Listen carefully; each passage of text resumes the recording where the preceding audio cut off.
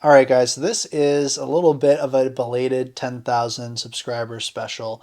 It is a video I wanted to talk about for a while. It is something that I feel pretty strongly about, and I wanted to call it a message to non-conformists. Um, this is something that I've been dealing with for a long time. I've been thinking about it a long time. It's the whole idea of if you're getting pushback, you're probably heading in the right direction. I'm thrilled to see that so many people are excited about what I'm doing here on the channel and that they've decided to come along for the ride. I really appreciate you all being here. I think a lot of people who have chosen to come along and see what I'm doing on this channel, they're interested in doing things a little bit differently than the way that the herd seems to be moving as far as tech is concerned and simple living and whatever else. So the kind of main thing I wanted to focus this video around was actually this story that I heard about these lab monkeys that were being studied in it. The results from this study, I think, have some pretty broad social implications. And hopefully, if you are a little bit of a square peg for a round hole, then you might feel that you are seen by hearing this story. Because I certainly felt a bit seen with this. Because a little bit about me quickly is, I've done a lot of different things over my life. I'm 31. I started off, I went to school out of high school. I was a musician and I wanted to do film. But I wasn't sure that that was going to work. I didn't really know the degree of what was going on with the industry in Canada. I thought that the industry was pretty much you had to move to Hollywood or there was nothing else for you to do.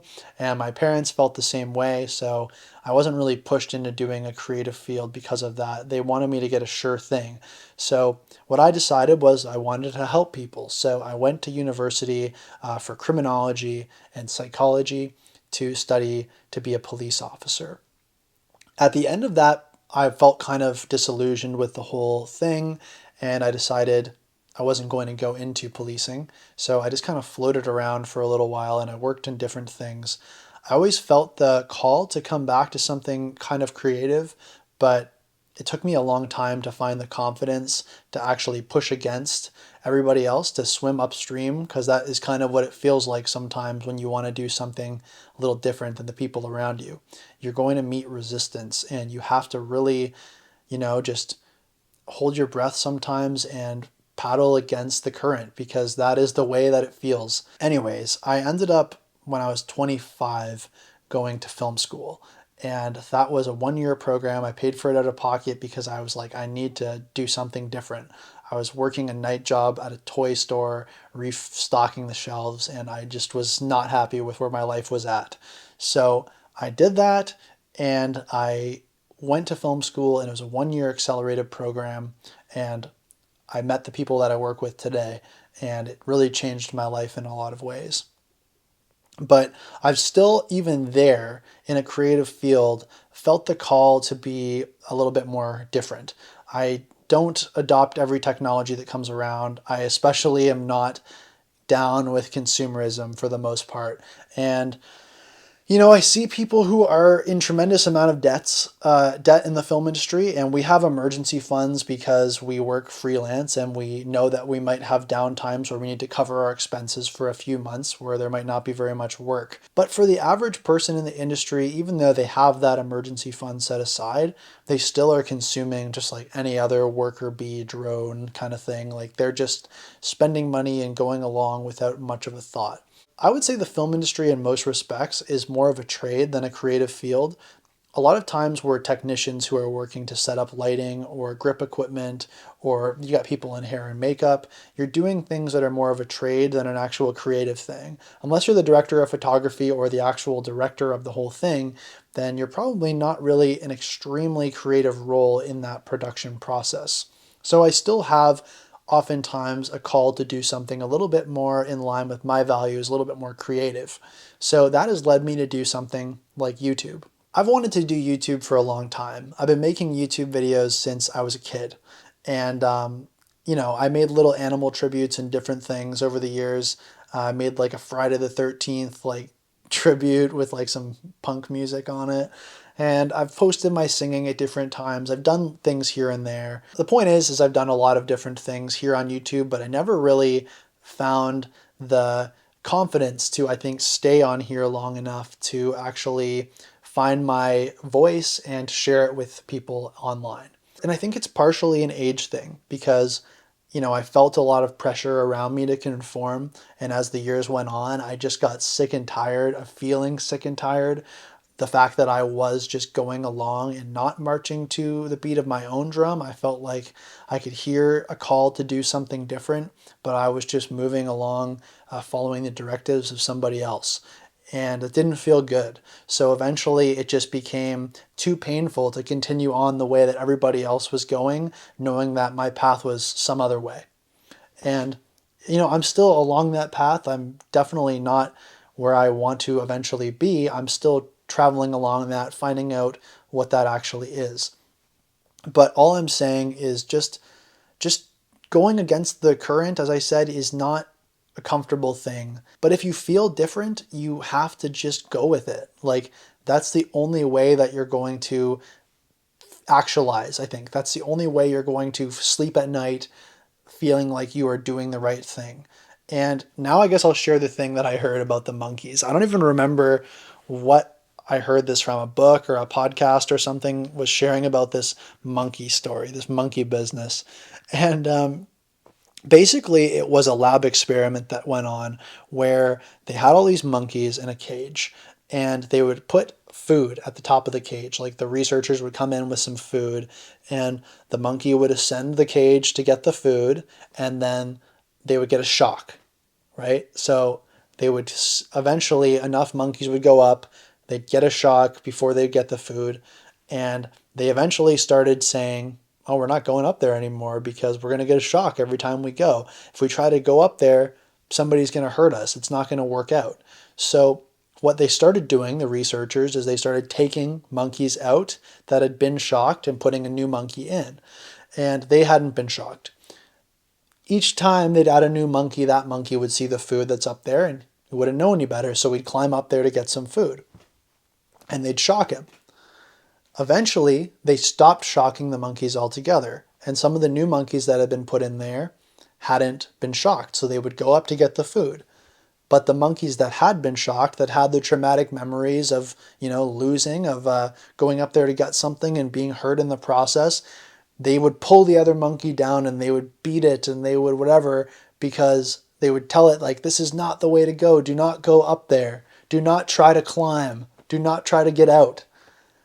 So eventually what the researchers did was they had switched so many of the monkeys out that there got to be a point where none of the monkeys who were in the cage anymore had ever been shocked, right? They had switched out so many of them that these monkeys that were left, none of them had ever received the shock. But every time the food was put in and a new monkey would try to climb, the other ones would pull him down and would beat him, would make him stop. And I felt so seen by that story because I think that that is the human condition in essence. We conform because somebody says this isn't going to work out. When we want to aspire to do something different and we want to step out of line, people often berate us. People often try to pull us back. They tell us that we're going to fail. They try to use fear tactics on us. They try to make us doubt our own decisions. And they pull us back and they hit us, just like those monkeys, because we're trying to climb the cage. We're trying to do something different. And that has just been a super impactful tale for me. I hope it was a true tale, but whether or not it still holds true in its value. At different points in my life, I was following the herd and I was, going to be a police officer. Nobody said a peep, right? I wasn't getting any bad feedback, but I also wasn't really happy. As soon as I started realizing that I wanted to do something different and I started to try to climb the cage, that's when I started hearing some problems. That's when people started pulling me down. That's when people pulled me aside and told me I was making a mistake by trying to go up. And that has been my experience with anything that has been worthwhile doing, is that when you try to do it, other people who have maybe tried and failed or wanted to try and never tried because they felt nervous about it, they felt like it was destined to fail, they will try to stop you. And they will try to stop you maybe to protect you, maybe because they have your best interest in mind in their own head, but You know what your best interest is. And if you don't live the way that you want to live, you're going to go to the grave, or you're going to go to sleep at night at the very least, unfulfilled. And that's not the way you want to live your life. That's certainly not the way that I want to live mine. If you're getting tons of people around you trashing what you're doing, telling you that you're making a mistake, the chances are that you're probably moving in the right direction and you need to keep pushing. Obviously on YouTube, it's not like I'm just getting constantly berated or anything like that. Like, that's not been my experience at all. I have a wonderful audience, which I love bouncing ideas off with. And it's fun to talk to the people and see that there's so many people who are like-minded and, push me to think of new things. And we share a lot of the same values. But in my immediate circle, that's not so much the case.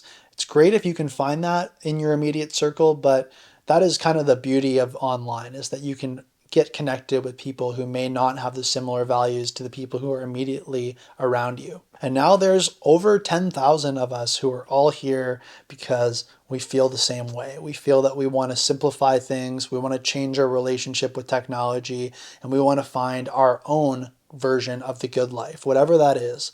And the Spencer's Adventures name, it was partially about traveling. Earlier on my channel, there was some trips that I had done, but it's also my adventure trying to find the good life. The trial and error process that I go along as I am figuring out what works for me and what doesn't, as I'm trying to find fulfillment and happiness and the good life, whatever that means. So if you've chosen to subscribe over the last couple of months, thank you so much for being here. I really appreciate it. I hope you're getting a lot of enjoyment or value or whatever it is that you've come for out of this channel. I intend to do a lot more here in the future. This is such a fun thing for me to do. I honestly look forward to it all the time. This growth has been surprising, and it's obviously much welcomed, but I'm honestly flattered and flabbergasted to a degree. And I can't wait to continue to post on here. 2 days a week seems to be a sweet spot for me. It's getting tough now that I'm back to working full time as well. I want to dedicate as much to this as possible because this is honestly my favorite thing that I'm doing nowadays. So sharing stuff on here is something that I do want to prioritize as the year continues, and continue expecting to see things Mondays and Thursdays, 7 p.m. Eastern is what I'm trying for. So keep your eyes peeled for that. Let me know in the comments what you think of this video. Are you a nonconformist who is just trying to push the boundaries a bit, who is just trying to go their own way, but you're meeting a lot of resistance? What kind of strategies do you use in order to deal with that, to deal with the haters, to deal with the doubters, whatever it is? I don't think these people usually come from hate. I think they come from fear. I think a lot of stuff comes from fear more than any sort of anger or anything toward you. I think they're afraid. They're either afraid of you failing, or they're afraid of the feeling that they're going to feel when you succeed. So that's all for today, folks. Thanks very much for watching, and I'll see you in the next one.